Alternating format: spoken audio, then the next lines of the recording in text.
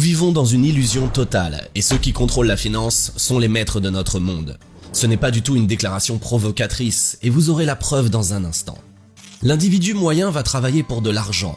Mais est-ce que vous vous êtes posé cette question? Que font les financiers? Sans surprise, ils fabriquent l'argent que les gens vont travailler pour l'obtenir. Ils l'impriment.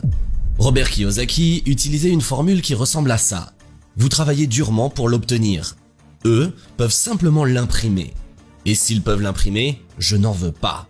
Il va jusqu'à dire « Je ne veux rien que ces financiers peuvent imprimer. Et je continue d'acheter de l'or et de l'argent métal et tout ce que la finance ne peut pas fabriquer. » Il y a plusieurs années, j'étais très ignorant à l'idée que le billet de banque était une fausseté créée par les financiers pour financer les dépenses.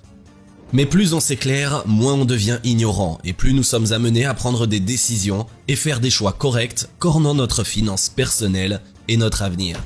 C'est dans cette optique que la vidéo a été faite. Et les idées qui vont nous éclairer aujourd'hui sont celles de Mike Maloney. Et les informations partagées sont d'une importance majeure. Suivez attentivement.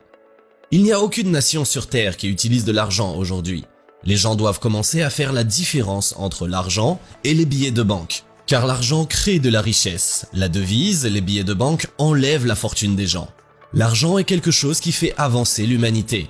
C'est honnête, c'est juste. La monnaie fiduciaire, c'est malhonnête.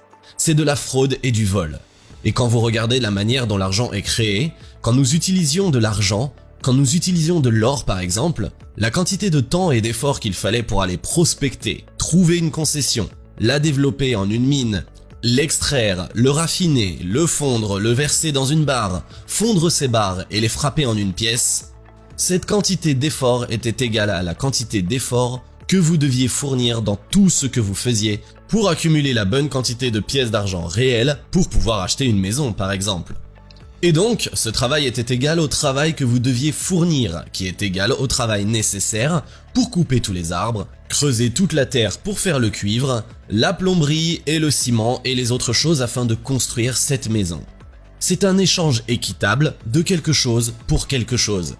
Mais quand vous utilisez une monnaie fiduciaire, elle est, par nature, créée par une banque. Vous savez, quand vous achetez une maison, vous allez devant votre banquier demander un prêt. Vous dites « Je veux emprunter 1 million d'euros ». La banque examine votre dossier financier et détermine si vous représentez un bon risque et si vous pouvez rembourser ce prêt. Et quand elle dit oui, elle imagine 1 million d'euros de crédit bancaire en monnaie, qui rappelle que ce ne sont pas de l'argent réel sur votre compte. Du moins, selon la Banque d'Angleterre. Ce sont des rappels que vous leur devez un certain nombre de reconnaissances de dettes pour que la monnaie nationale fasse toujours partie de votre vie future.